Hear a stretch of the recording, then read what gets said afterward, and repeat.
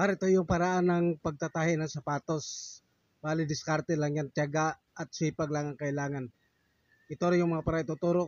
Ituturo ko pa po yung iba pang mga paraan kung paano po ng pagtatahi ng sapatos. Paikuti lang to ganitong sistema par.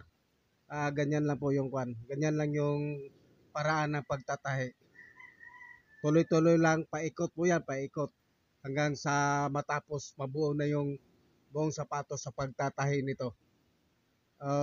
Ganito lang yung technique par. Gawin mo, ganito lang yung technique. Kikita at kikita ka po dito.